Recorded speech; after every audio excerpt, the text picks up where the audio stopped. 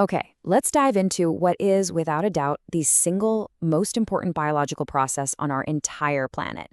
It's this silent, invisible engine that's running all the time, powering pretty much all life, from a tiny blade of grass all the way up to you and me. Yep, we're talking about photosynthesis. And we're going to figure this all out by asking what sounds like a really simple question. How do plants eat sunlight? I mean, it sounds like something out of science fiction, right? But it's the absolute reality that has shaped our world for billions of years. So, let's get into it. Here's our game plan. We're going to tackle this in 5 parts. First, we'll look at life's ultimate recipe.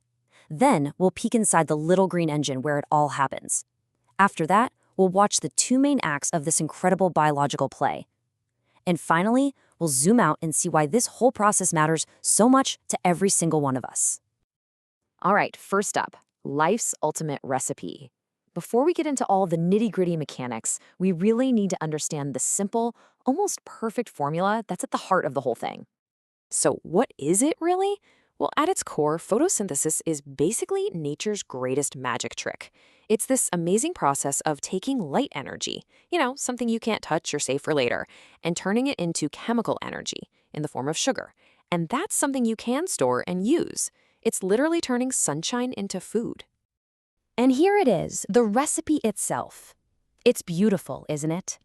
Over on the left, you've got your ingredients. 6 molecules of carbon dioxide from the air and 6 molecules of water from the soil.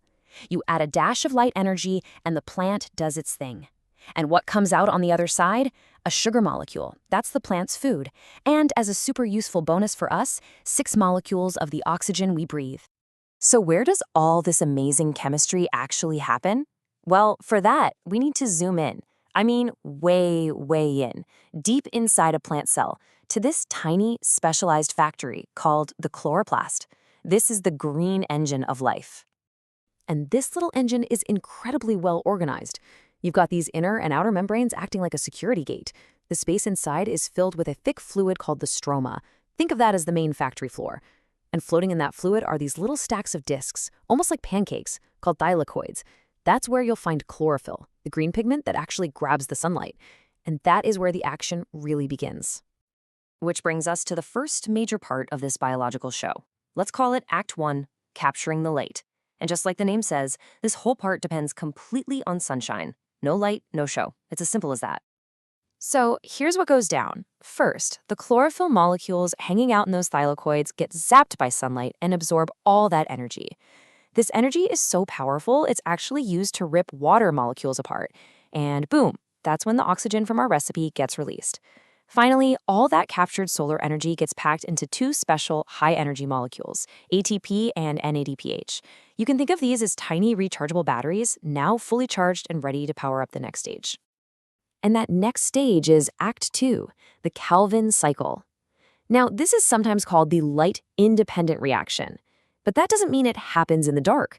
It just means this part doesn't need to be zapped by light directly. Instead, it runs on the power from those ATP and NADPH batteries that we just charged up in Act 1. This whole cycle happens out on the main factory floor, the stroma. It kicks off by grabbing carbon dioxide right out of the air. Then it spends the energy from those ATP and NADPH batteries to build that captured carbon into a high-energy sugar molecule, glucose. And here's the genius part. The cycle actually rebuilds its own starting molecule at the end, so it's always ready to grab more CO2 and just keep that sugar factory humming along. Okay, so let's put it all together really quick. These 2 stages are like a perfect team.